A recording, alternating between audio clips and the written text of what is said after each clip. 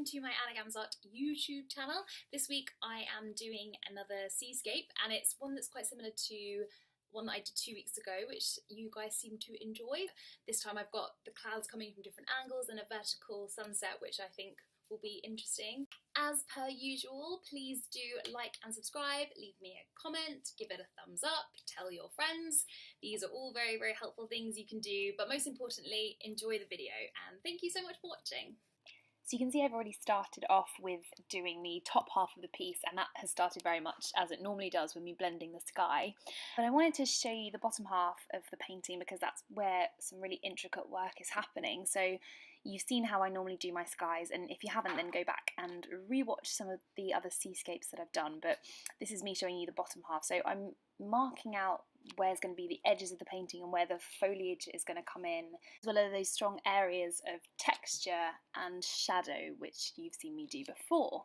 So I've made sure to do a rough outline of where the shapes are going to fit, and that's just purely to give a context to the piece and so that I can find my way around it, and because it's a little bit tricky once you've started painting to move things around, so it's always better to mark stuff out. It's my equivalent of doing a quick sketch before I fill in the gaps with the actual paint. So at the moment I'm working on that very trademark composition of having the shoreline be reflected a little bit further down and just sort of mirroring the shape of the mountains, which basically means that once I've done those mountains, underneath I do lines that almost draw the eye towards the centre of the piece, towards the reflection, towards the sunset, and that's really, really important compositionally. It also just stops the painting looking too strongly divided between the top and the bottom, because if I carry down those forms and those shapes and that horizon line, it sort of becomes less of a two-part picture, it becomes part of a whole.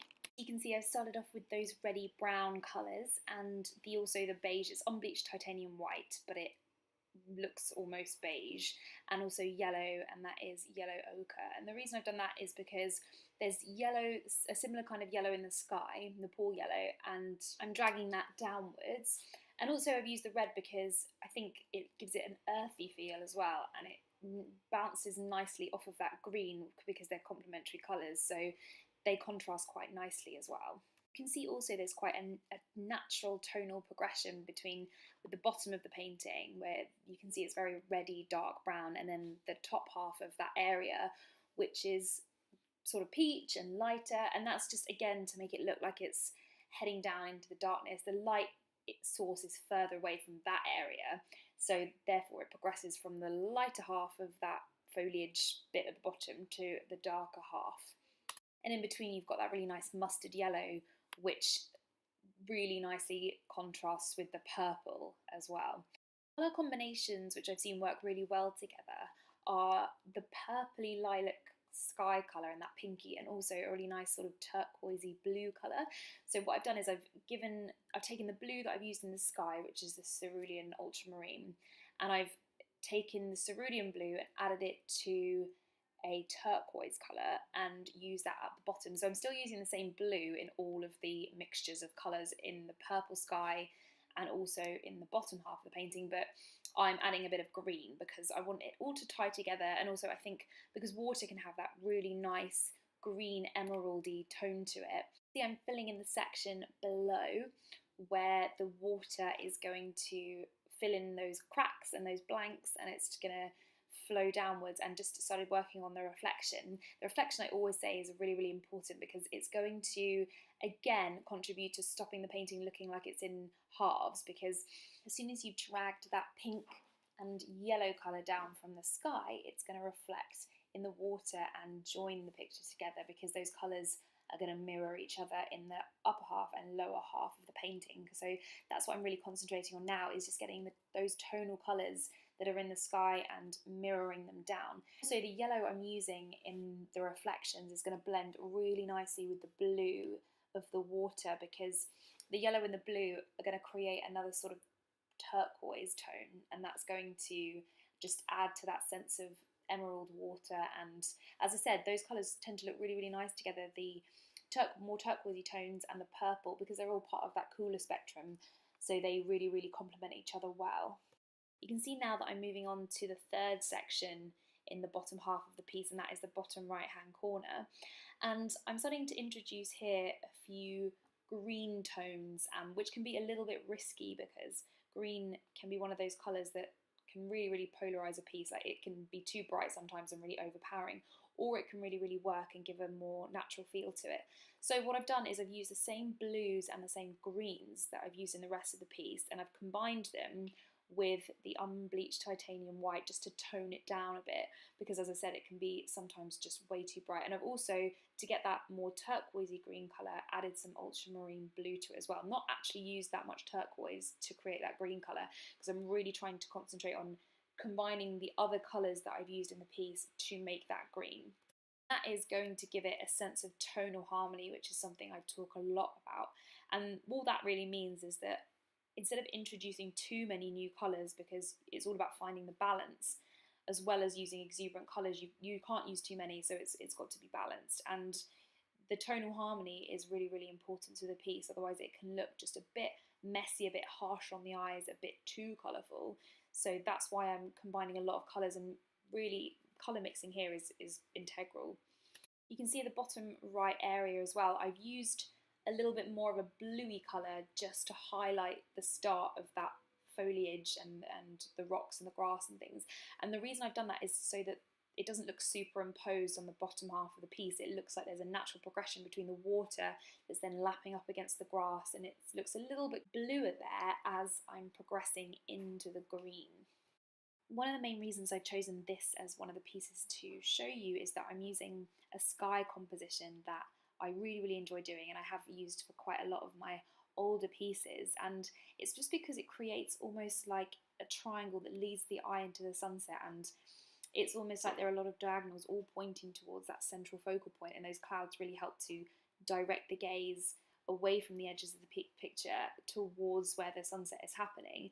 And that is because they're pretty much triangle shaped, so that's what that's doing. But they just lead the eye in a way that is quite graceful. And in the same way I talked about that progression from light to dark in the bottom left hand corner, from the really muddy reds to the more bright yellows, I'm doing the same thing with the clouds here. So the left hand side is going to be quite dark cloud that's coming in, and the closer it gets towards the light source, the more it's going to be bright, the more I'm going to add white to that lilac. And also to reduce the contrast between where the light's coming from and also the clouds, because if they're too dark, it's going to look, as I said, superimposed. It's not going to blend very well. So the clouds progressively get lighter towards the centre, so that when I do that sunset and that burst of bright white, it's not going to harshly contrast with the clouds. So my focus at this time is just building up those clouds, and also just adding texture where I see fit, because you want to have a little bit of texture on them so they don't look too flat. But again, there's a real balance, because if they are too textural, then they are going to look superimposed and they've just been stuck there. So it is really important to find a balance between that. I'm also just making sure that the centre, where the light's coming from, there's an accurate reflection. So I've dragged the reflection down a little bit, the yellow colour, and I've also dragged it up, so you can get that real sense of there's a light source and it's streaming upwards and streaming downwards. This is probably the most textural part of the piece, and it's because it's where my focus is. And I'm using my palette knife for this bit to just sort of carve in those shapes of really light yellow and really light white, just so that it looks like the light is sparkling.